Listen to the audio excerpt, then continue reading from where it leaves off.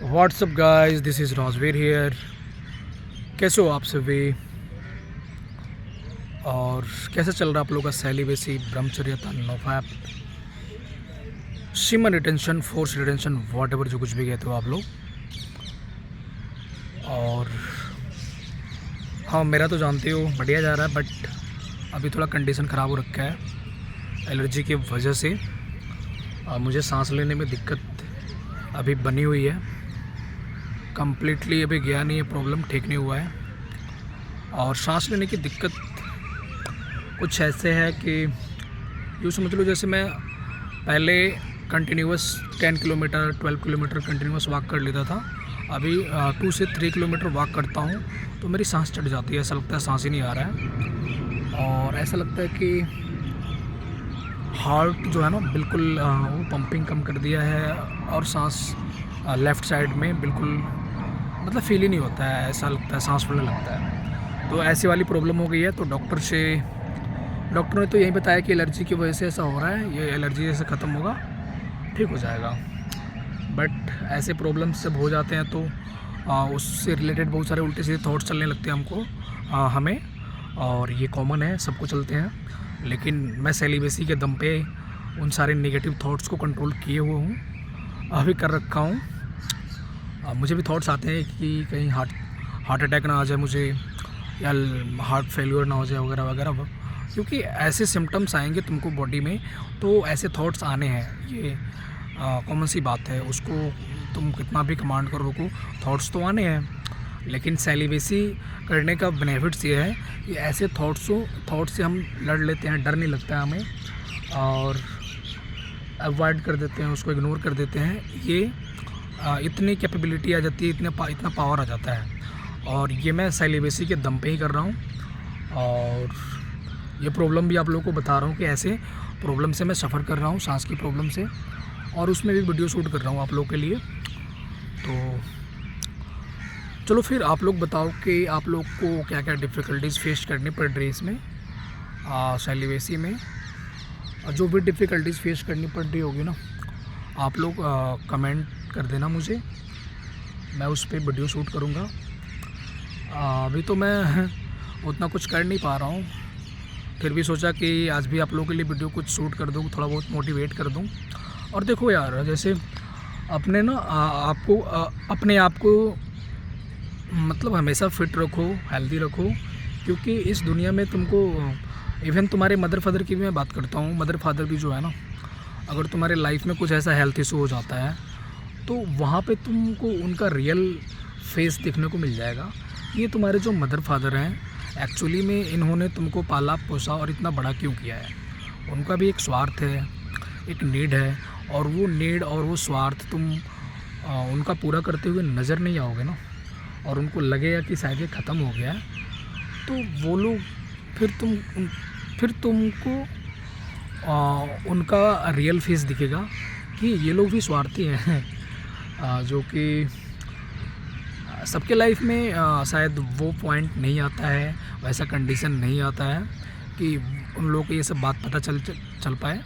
किसी किसी की लाइफ में आ जाता है, जैसे कि मेरे लाइफ में अभी हालात ऐसे हो रखे हैं कि शायद मतलब मेरा कंडीशन ख़राब है, मैं उसमें भी वीडियो शूट कर रहा हूँ। अभी आप लोगों को मैं फील नहीं होने दे रहा हूँ कि मुझे प्रॉब्लम है इतनी सारी, और ना ही मेरे फेस के ग्लो से पता चलेगा, क्योंकि मुझे सेलिबेसी फॉलो करते हुए अराउंड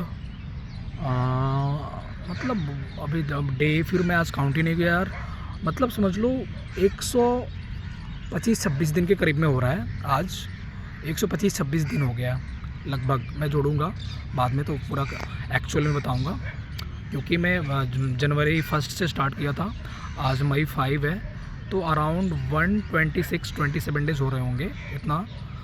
तो उसकी वजह से ये ग्लो बना हुआ है, ये कॉन्फिडेंस बना हुआ है, और मैं वीडियो भी शूट कर पा रहा हूँ। अदरवाइज़ मुझे सांस में प्रॉब्लम है, मुझे सांस लेने में दिक्कत हो रही है।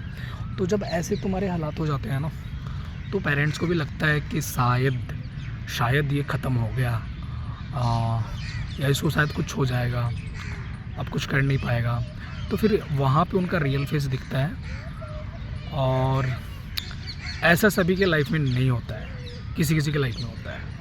तो किसी किसी को ये मेरी कही हुई बात बुरी भी लगेगी कि पेरेंट्स के बारे में ऐसे बात कैसे कर रहा है ये बंदा, लेकिन मैंने जो फील किया मैं बता रहा हूँ। शायद तुम्हारे भी लाइफ में वो कभी तुम्हारे वैसे हालात हो जाएं तो तुमको भी वो फील करना पड़ जाए, तो फिर वहाँ पे तुम मेरी इस बात से रिलेट कर पाओगे कि इस दुनिया में जो कुछ भी तुमसे जुड़ा है ना, वो एक स्वार्थ से जुड़ा है, एक नीड से जुड़ा है, और उसका वो स्वार्थ पूरा होते हुए नज़र नहीं आएगा, वो नीड फुलफ़िल होते हुए नज़र नहीं आएगा, तो तुम character wise, emotion wise, behaviour wise चाहे कितने भी बढ़िया इंसान हो, वो लोग तुमको मतलब सबसे ख़त्म इंसान समझेंगे, दुनिया के सबसे घटिया इंसान समझेंगे, और समझेंगे कि मतलब घटिया समझ लो ना, ख़त्म समझेंगे तुमको, ऐसे समझेंगे।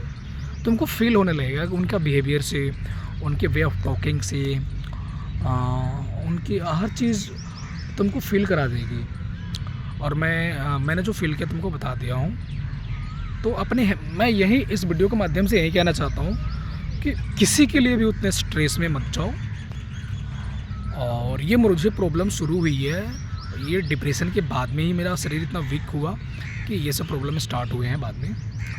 क्योंकि डिप्रेशन में मैं क्यों गया था, स्ट्रेस की वजह से मैं गया था, और विदाउट मेडिसिन खुद को हील किया था, वहाँ से निकाला था। बट उसके जो नेगेटिव हार्मोन मेरे बॉडी में चल गए थे, उसके इम्पैक्ट तो मेरे ऑर्गन्स पे पड़े हैं ना कहीं तो पड़े हैं।